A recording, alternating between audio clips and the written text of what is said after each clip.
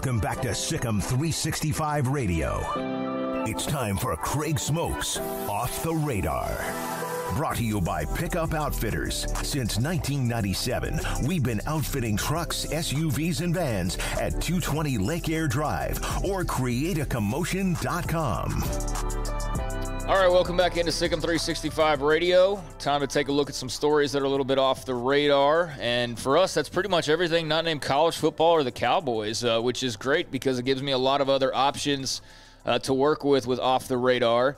And I want to start off with Monday Night Football and viewership and things of that nature. Last night saw the Packers and Lions, 35-17. The Packers win that game. It was an all right game. I'll say this, the Lions play hard. You know, they've got a long way to go, but they do play hard, and they seem to have an identity under Dan Campbell and kind of a work ethic thing going on. But for the Packers, obviously a lot of Aaron Rodgers drama, and last night able to put that behind them and get a big win. Now, we knew the ratings in week number 1 were just massive because it was, return of full-on the whole spectacle of Monday Night Football, and plus the game itself was freaking incredible. So ratings dipped a little bit for the Lions and Packers, but that's not why I'm bringing up Monday Night Football.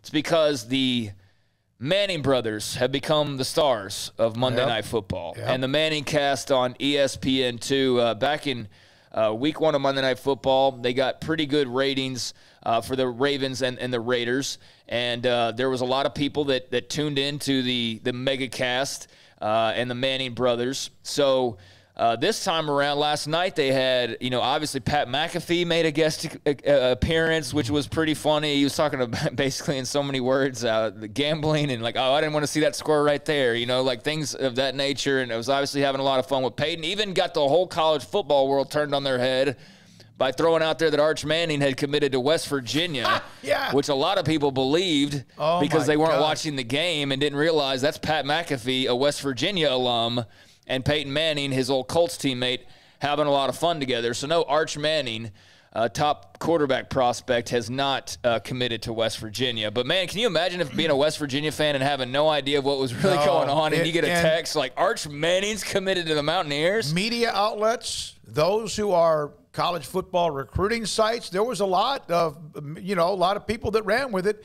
And when he first said it, I was like, damn, I didn't even know they were among his top 5 or 6 teams. And then I saw an image where who was the top 5, and they're all, the dogs, and including Bama, Texas is one of them, Texas, Georgia. And I was like, golly. And he just so nonchalantly said it. And one thing about Peyton Manning, you always thought of him as such a cerebral. He was, but he's got a smart ass in him. Eli's got a little of that sense, that subtle. They go after each other. They're I watched funny. the entire game last night with their audio in the background. That's what I was doing. They had one of my favorite. I don't know if you remember their Sports Center commercial they had where there was everybody was touring the and they're kicking each other and tripping each other, and Archie's turning around and giving them like the sour dad look. Yeah, that's great. Another highlight. Other than Pat McAfee and the Arch Manning thing and all that was Rob Gronkowski also joined the broadcast. And I have to say that the highlight and probably the most stunning thing that Peyton Manning heard last night was Rob Gronkowski describing how he basically doesn't do anything. He just shows up to games and Tom Brady tells him what he's supposed to do. And that's it. Like, he doesn't watch film. He doesn't break down teams. I don't even think he knows what he's doing half the time.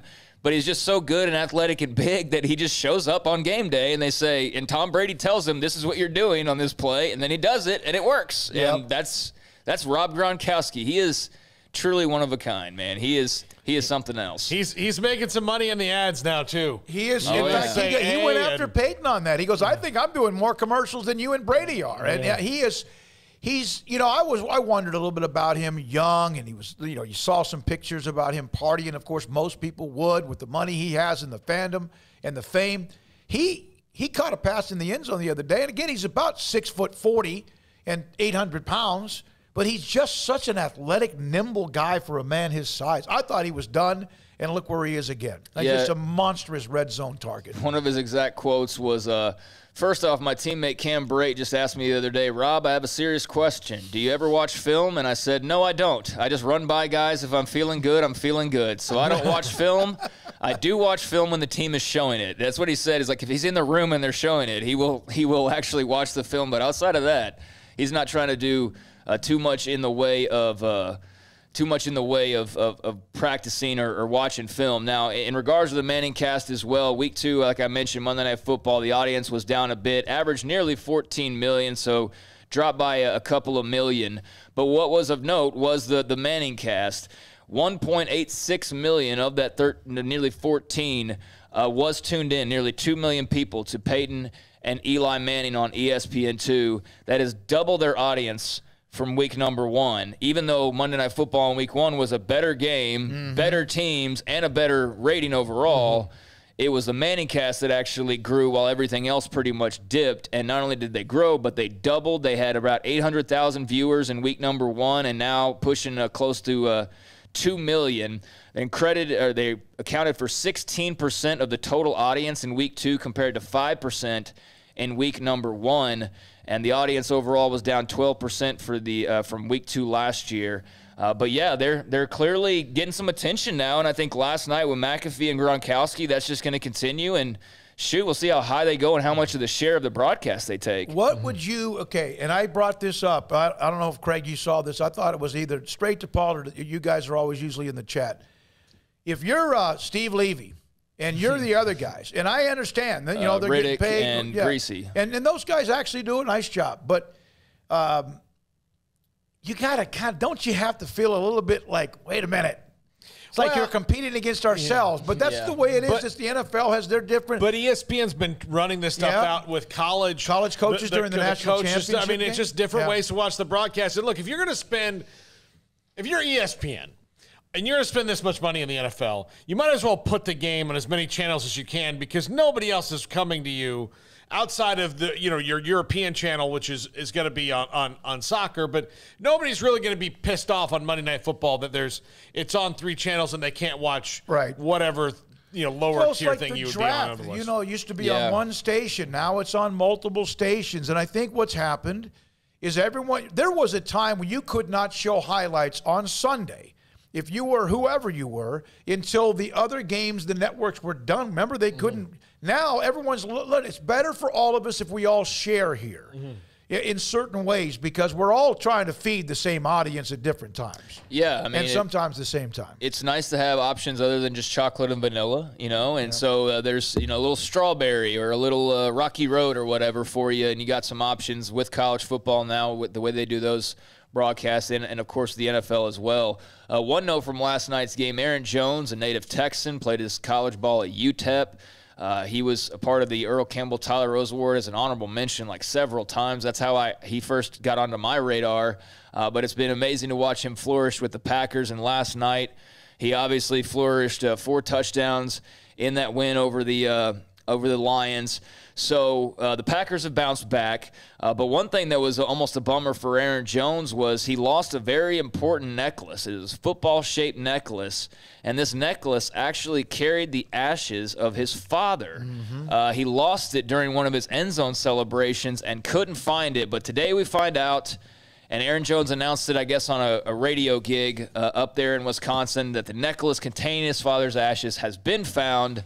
And so that is back and a very small thing. But he posted a picture with the necklace and credited the team trainer for finding it. But it's just a tiny little football pendant, but obviously something with some very special meaning. If there was any place to lose it, that's where my dad would want me to lose it.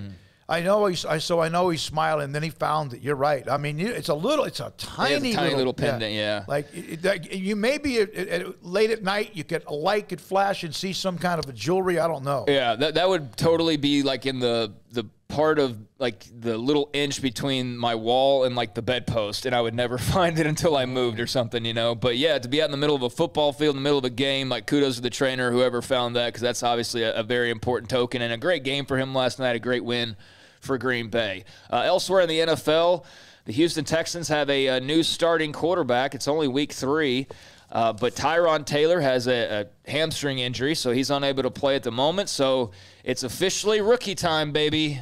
Young Davis Mills from Stanford taking over. And the number 1 defense in the league as it stands right now, and Phil Snow, Matt Rule's defense with the Panthers. The Texans, I think I watched a good chunk of that game with the Browns the other day. With Tyrod Taylor, they're an offense that can move the ball a little bit. And they've got, they've got guys who are veterans in the league, Brandon Cooks and Danny Amendola and all that. They can move the ball, but they weren't going anywhere. Now, this is scary for him. Yeah, it's a little bit dicey, but I will say the Texans are way better than anybody expected them to be during the offseason, and they were actually really smart, and you see them signing all these, like, one-year deals with veterans, and you're like, what are you doing? And really, it's just like, this is a throwaway year. Mm-hmm. You know, you don't even know who your quarterback is for the next season. So, yeah, just sign a bunch of veterans, and that way, would you rather lose with a bunch of veterans who at least give you a chance to win every once in a while, or a bunch of rookies who might not even be on the team next year, you know? So they went that way, and I think it's actually a smart move by David Culley. And, you know, they obviously have to get that quarterback situation figured out, but not a bad move. By the way, speaking of Aaron Jones for a second, Aaron Rodgers, there was all that stuff going on about him, right? And they looked pathetic, and then the Saints even looked worse against Carolina. Did you see some of the throws he made last night? There were a couple on a deep, just right down the sideline, oh my God, his top receiver. And then there was one to the tight end, Tonga, and I think it was Tonga. I cannot imagine. Peyton Manning did this on that. He was like, it was like, oh my Lord, the throws he made. He's not done, folks. He's going to be just fine. I'm just interested what jersey he's wearing next year because it doesn't appear to be Green Bay's. I don't know. There's some teams out there that have some play. I think Denver makes a whole lot of sense for him because Jerry Jeudy will be back next year. Cortland Sutton is there. They've got playmakers. Denver makes a lot of sense. There's a lot of teams that could use him. I know another one that's on the East Coast. Playing well. But if I was Denver and I wanted to take the next step on offense, and if I was Aaron Rodgers. What about Washington? There you go. Yeah, Terry McLaurin. Yeah. Listen, Smokey, I want you to be happy. It's a human. I want you and Craig to be happy. But look, I've watched Aaron Rodgers stab me in my whole eyeballs too many times. And then twist them out twice a year. Like an olive in a martini. Look, the happiest I think the Cowboys have made me in the last few years is when they went up to Lambeau and actually beat him. Yep. And I thought, oh my God, it's possible. Then they played him in the playoffs again, and he kicked their ass. It's not right. With what they're doing there, and that would be a great fit. There's like 25 great fits. There's only about 5 or 6 that wouldn't be interested. Right. So I randomly found myself yesterday just going through like ESPN or something. Do you realize the Rangers are still playing? Yes. Yeah, because they lost 4-3 to the Yankees, and the Yankees are trying to make the playoffs, and right now they're outside. Yeah, I don't care at all. They're like this is the least under 500. This is the least by far the least, because I don't care at all. Like I don't care even a little bit. Yeah. And if I didn't even remind myself by randomly seeing their like box score or whatever. Like, I just realized I haven't thought about them in any way, shape, or form for like 2 months now. Oh, they're terrible. But they are the good news is that they are, while eliminated from the playoffs, they are not, Craig, the worst team in the league. That will be, and probably, unless they really hit the skids in the last week and a half here, that'll be either Baltimore or Arizona. Yeah. Well, good to not be dead last, I suppose. A couple random NBA notes. The Lakers have announced a new jersey ad sponsor. They had been with the e-commerce brand Wish, and the Lakers have now announced a partnership with Bibigo, which is a South Korean food brand. So the Lakers will now be representing a Korean leading brand. But the notable thing is how much money. 5 years, more than $100 million to put these patches on their jerseys. They don't have all the final details, but they've typically sold for average of $7 to $10 million per year. So these will be going for $20 million per year. Bibigo, and that's a South Korean food brand. So when you see that on the Lakers jerseys this year, that's why. Yeah, Wish, for those people who don't know, is you'll see them online. You'll go, oh, look, I can get something really cheap. Why is it that cheap? Oh, it's because it's a piece of crap. Yeah. There you go. Yeah, so I don't know why they decided to say, like, you know what? What's the average going rate? We'll pay double. I don't know why they decided to do that, but okay, good for the Lakers, I suppose. J.J. Redick has announced his retirement after 15 years in the NBA. He was hosting his podcast today and announced on The Old Man and the Three, which is what his podcast is called, that he was going to be hanging up the shoes after a time with the Pelicans, time with the Mavericks as well. He had been thinking about where he was going to sign next season and instead said he finally had some clarity and that he knew it was time. and time for him to reflect, pause, and get ready for the next phase of life. So J.J. Redick, 15 years in the league, obviously a hell of a career at Duke as well, now calling it a career, and I'm sure we'll still hear plenty about him because of his podcast and what other ventures he may find himself getting into. I know we got to wrap up here. We talked about college football and expansion and what that might look like in the future. Well, one of the big brands out there that's for the taking is the Premier League. The English Premier League is going to be up for bidding, U.S. media rights, and NBC is the one that's had the Premier League media rights, but the EPL believes that it can double or triple its current $150 million a year deal. And so they are expecting to see interest from ESPN, Warner Media, Viacom, CBS, Amazon potentially, as well as NBC, obviously, who is the incumbent. And NBC has had them since 2012 when they got them from Fox Sports and ESPN in a deal. But I just think of the TV landscape and things like that, and I think of the Premier League saying, you know what, rather than just re-signing with who we're with, a la any college football conference saying, well, let's just go with ESPN, they're saying, no, we can triple or double our money. Let's look outside the lines a little bit and see what's out there, and that's what college football conferences need to do as well. So that's how I sort of tie that in. Jack, what subscription do you have already that you would want to go to? That way you don't have to buy a new thing. Sadly, ESPN Plus. Oh, okay. And what if they have the Texas State broadcast crew? You still want to watch Premier League like that? I would rather just rip my eyeballs out. Yeah, no. Now, the game that they just played at Kansas was ESPN Plus, and that was fine.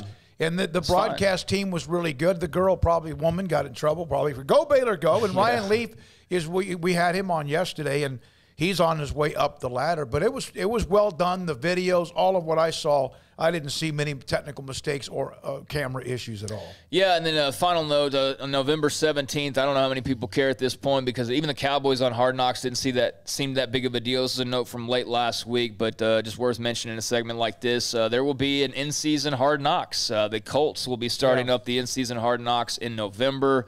So I know that's a few days old, but I had that lumped in with last Thursday and never got to it. So undetermined amount of episodes, and we'll get the in-season Hard Knocks with the Indianapolis Colts. So there's a few things that are off the radar. When we come back, John Martin